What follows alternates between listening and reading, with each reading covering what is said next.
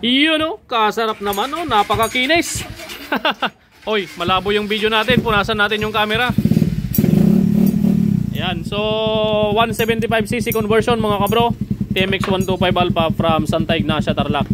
So ngayon, itong third gear niya, pinalitan natin ng brand new, original mga kabro. Dahil yung third gear niya may tama na.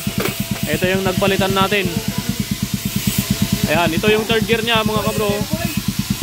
Yan, tamado. Yung sidings ng gear, marami ng rib-rib or brungol. Okay, arriba barbs. Pares yan mga kabro na pinalitan natin. Okay, ito yung isa may tama na rin sidings. So mas malala itong mas malaki. Okay, ito yung nilagay nating third gear. Ayan, yung medyo maputi-puti na yan. Ito, pares. Okay, so assemble na natin 175cc conversion from Santa Ignacia, Tarlac. Dito naman sa idle gear, mga kabro, itong pinion gear or idle gear, hindi na tayo nagpalit dahil maganda pa, wala pang kakalog-kalog.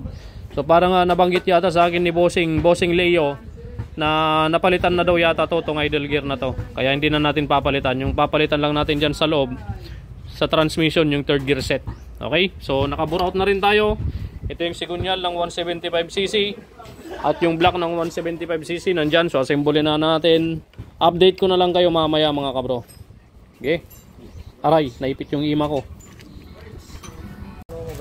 Ayan mga kabro, so tapos na yung 175cc conversion natin. Natika Santa Ignacia si Boss Leo.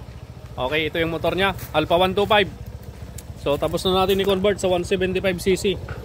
Yan, start natin. Yan yung mga kabro, brake in ha, brake in.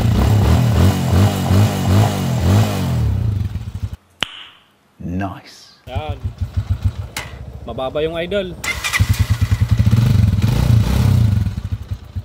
Kap, gwapo yung motor ni Kapo.